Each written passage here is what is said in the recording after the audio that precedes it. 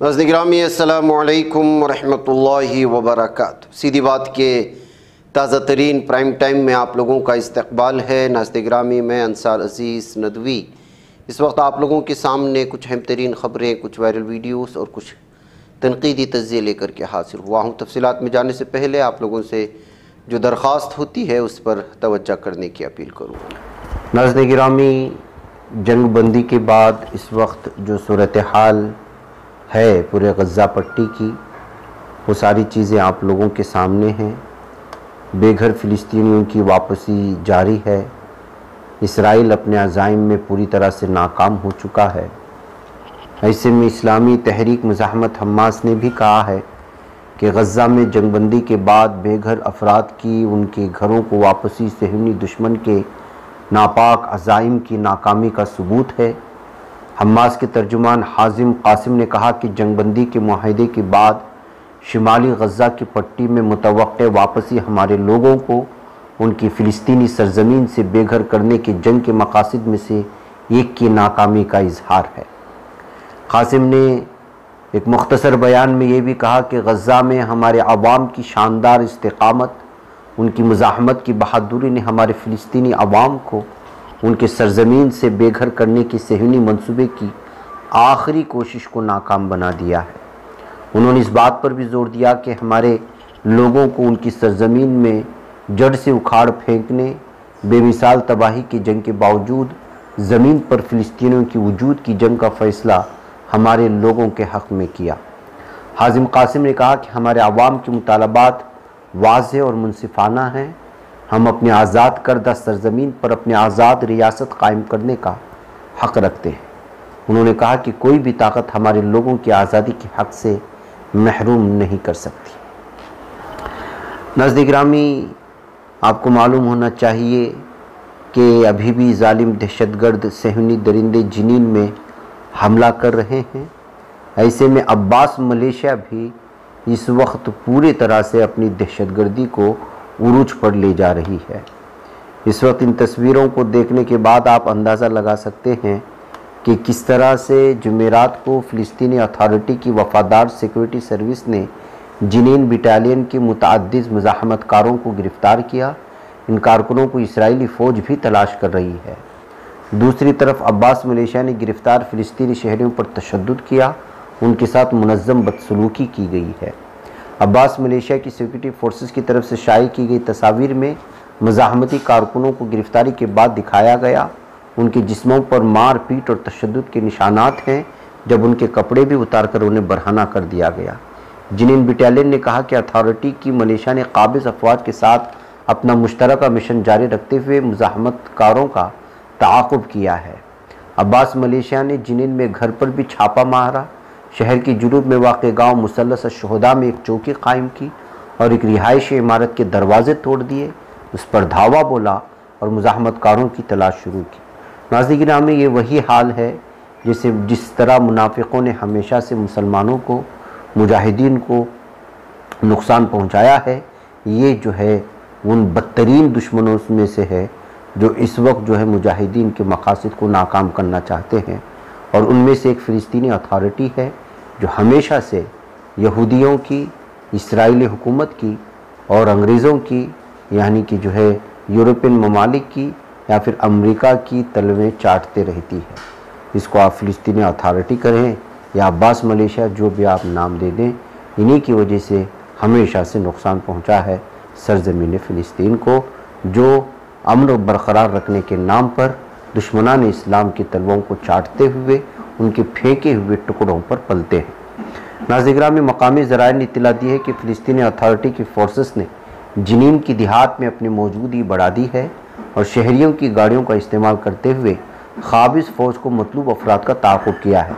यानी कि क़ाबिज़ फ़ौज ज़ालिम सहयूनी दहशतगर्द सहयूनी फ़ौज की जो मतलूब अफराद, उनकी फ़हरिस्त में कौन मतलूब होते हैं आप तो जानते हैं, जो मुजाहिदीन हैं, उनका जो है ताक़ुब करते हुए, उनका सपोर्ट करते हुए इन दरिंदों ने, यानी कि फ़िलिस्तीनी अथॉरिटी की दरिंदों ने जहन्नमी कुत्तों का साथ दिया है।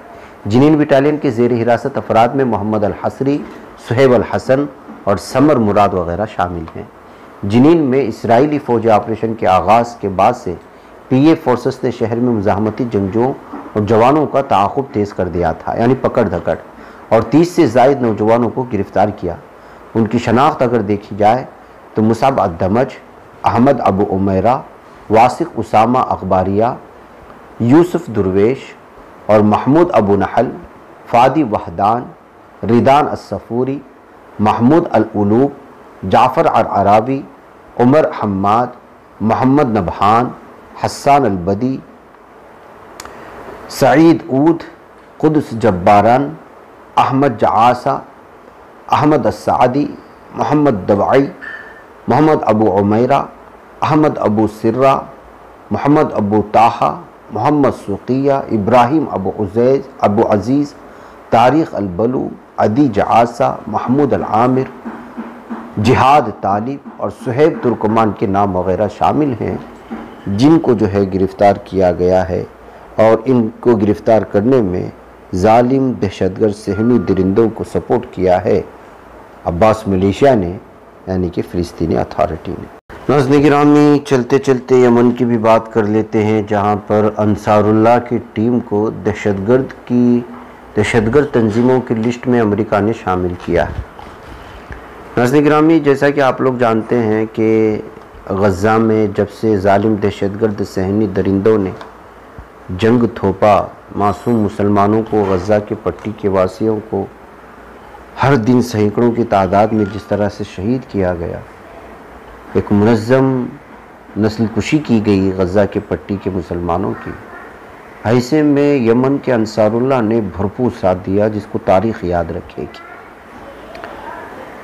اب کل جمعرات کو امریکی صدر ڈونلڈ ٹرمپ کی جانب سے انصار اللہ کو ایک دہشت گرد تنظیم کے طور پر دوبارہ فہرست میں شامل کرنے کا فیصلہ کیا گیا۔ اس فیصلے کی مذمت کرتے ہوئے یمن کے انصار اللہ گروپ نے کہا کہ اس طرح کرنے سے اس خطے کے استحکام اور امن کی کوششوں میں کوئی فائدہ نہیں ہوگا۔ گروپ کی سبا نیوز ایجنسی کے مطابق انصار اللہ حکومت کی کابینہ کی سنا میں ایک میٹنگ کے دوران سامنے آئے۔ کونسل نے انصار اللہ کو غیر ملکی دہشت گرد تنظیم قرار دینے کے امریکی صدر کے فیصلے کی مذمت کی۔ ان کا خیال تھا کہ اصل دہشت گرد امریکہ ہے، جو 1 سال سے زائد عرصے سے غزہ کے بچوں اور خواتین کو جدید مہلک ہتھیاروں اور سیاسی اور میڈیا کوریج کے ساتھ قتل کرنے میں اسرائیلی دشمن کے ساتھ نہ صرف شریک تھا، بلکہ معصوم مسلمانوں کو قتل کرنے کے لیے ہر مہینے اپنے ہتھیار بھیج رہا تھا۔ یہ فیصلہ خطے میں استحکام، یمنی عوام کے لیے ایک منصفانہ اور باعزت امن کے حصول کے لیے اقوام متحدہ کی طرف سے اسپانسر کی جانے والی امن کی کوششوں کے لیے کارگر نہیں ہے۔ انصار اللہ حکومت کی وزراء کونسل نے دنیا کے آزاد لوگوں سے اس درجہ بندی کے فیصلے کی مذمت کرنے کا مطالبہ کیا، جو غزہ اور پورے فلسطین کے بھائیوں کی حمایت، یمنی عوام کے اصولی اور باوقار موقف کے پس منظر میں آیا۔